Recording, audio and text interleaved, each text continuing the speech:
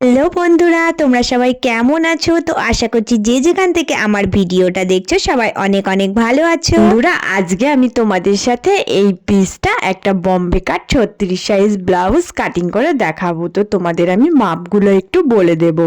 বন্ধুরা দেখো, ফার্স্টেই কিন্তু আমি পিঠের মাপটা তোমাদের সঠিকভাবে বলে দিচ্ছি। তো তোমরা এরকম মাপ নিয়ে করলে কিন্তু পিঠ কাটিংটা খুব সুন্দরভাবে করতে পারবে। তো এই দেখো, এই লম্বাই কিন্তু আমি 15তে পয়েন্ট করব। এবার এই 15 এখান থেকে কিন্তু আমি 7-এ পয়েন্ট করব।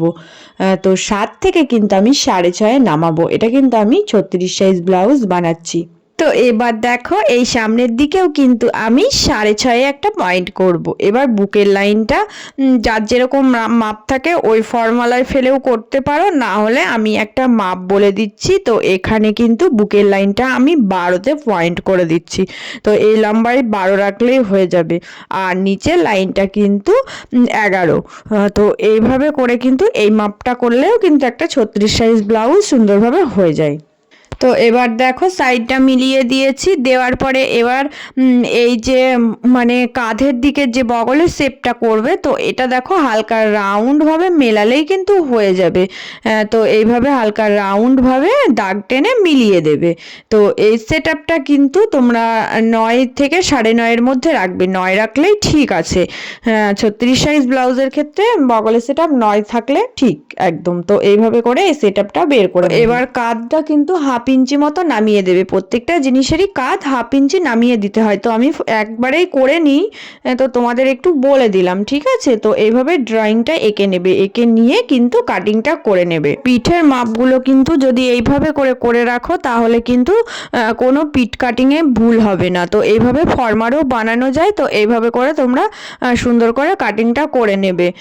তো এবার কিন্তু বাদ বাকি যে সামনের বডির যে ফর্মারগুলো হয় ওগুলো ফর্মার বসিয়েও কেটে নিতে পারো। তো আমি সেমভাবে ফর্মার বসিয়েই কেটে নেব। তো আমি আগে থেকেই লাইলিন কেটেই রেখেছিলাম। তো এই লাইলিনটা এর ওপরে বসিয়ে আমি কিন্তু মেন ফেব্রিকটা কেটে নিচ্ছি। তো প্রত্যেকটা জায়গায় আমি বসিয়ে নিয়েছি, নিয়ে এবার ছোট ছোট টুকরোগুলো কিন্তু আমি একটার পর একটা পাট পাট করে কেটে নেব। তো এই টুকরোগুলো কাটিং হয়ে গেলেই কিন্তু আমার এই কাটিংটা হয়ে যাবে। বন্ধুরা, আজকে কিন্তু আমি তোমাদেরকে গ্লাস হাতার মাপটা দেখিয়ে দেব। তো গ্লাস হাতাটা দেখো, আজকে আমি সূত্র সহ পুরো দেখিয়ে দিচ্ছি। তো দেখো, আমি কাপড়টা কিন্তু 4 ভাঁজ করে নিয়েছি।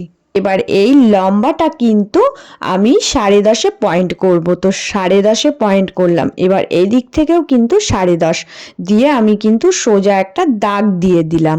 তো সোজা দাগটা দেওয়ার পরে দেখো 4 কোণা হয়ে গেছে। তো এবার কি করবে, এই কোণা থেকে কিন্তু তোমরা 3.5-এ নামাবে। এইদিকে দেখো 3.5-এ নামিয়েছি। তো এই 3.5 থেকে কিন্তু এবার আমি হালকা রাউন্ডে বাঁকা করে দিয়ে কিন্তু এই কর্নারে মেলাবো। তো দেখো কিভাবে আমি আঁকছি। তো সেম এইভাবেই কিন্তু ড্রয়িংটা আঁকতে হবে। এইভাবে ড্রয়িংটা আঁকলে কিন্তু হয়ে যাবে হাতার ড্রয়িং। তো এবার নিচের দিকটা যার যতটা বের হবে সেটাকে কিন্তু 2 দিয়ে ভাগ করে 1 ইঞ্চি এক্সট্রা করতে হবে, দিয়ে তার সেখানে দাগ দিতে হবে। তো দেখো, দাগ দিয়ে এখানে প্যাঁচা করে মিলিয়ে দিতে হবে। তো এইভাবে করে করলে কিন্তু হয়ে যাবে। আজকে আমি তোমাদেরকে একদম সহজভাবেই কিন্তু গ্লাস হাতার মাপটা ও কাটিংটা করে দেখালাম। তো এই সূত্রে এইভাবে যদি করো তাহলে কিন্তু গ্লাস হাতা খুব সুন্দরভাবে হয়ে যাবে, কোনো ভুল হবে না। তো বন্ধুরা দেখো, আজকে আমি তোমাদেরকে পিঠের ডিজাইনটা দেখিয়ে দেবো। এটা একদম নর্মালের ওপরেই হবে, যেহেতু এটা সুতির পিস। তো কাস্টমার আমাকে নর্মালের ওপরেই একটা ডিজাইন বলে দিয়েছিল। তো ওই ডিজাইনটা আমি এর আগে অনেক করেছি। তো আজকে আমি তোমাদেরকে দেখিয়ে দেবো এটা কিভাবে আমি আঁকছি। তো দেখো, কাঁধের দিকটা কিন্তু আমি 3-এর একটু কম রাখছি, 2 সুত মতো কম নিচ্ছি। তো এইভাবে একটা পয়েন্ট দিয়ে নিচেও আমি কিন্তু ওই রকম করে পয়েন্টটা করে নিচ্ছি। তো দেখো, এবার নিচের দিকটা যার যতটা ইচ্ছা ততটাই ছেড়ে নেবে। রাখার পরে কিন্তু এটা সমান করে 4 কোণা করে নেবে। তো 4 কোণা বক্সটা আগে রেডিটা করে নেবে।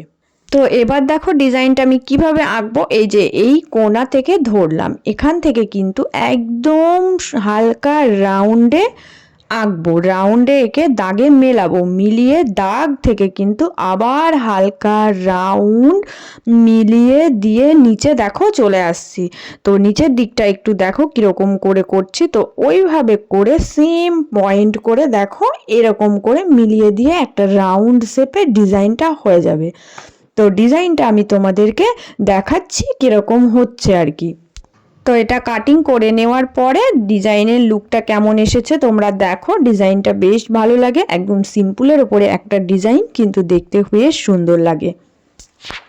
এইভাবে করে কিন্তু আমি ডিজাইনটা এঁকে নিলাম। ফার্স্টেই কিন্তু আমি ডিজাইনটা এঁকে তারপরে কিন্তু কাটিংটা করে নিই। তো সবসময় তোমরা এভাবেই করবে, লাইলিনটার ওপরেই কিন্তু ডিজাইনটা আঁকবে, তাহলে কিন্তু দেখবে সুন্দর হবে।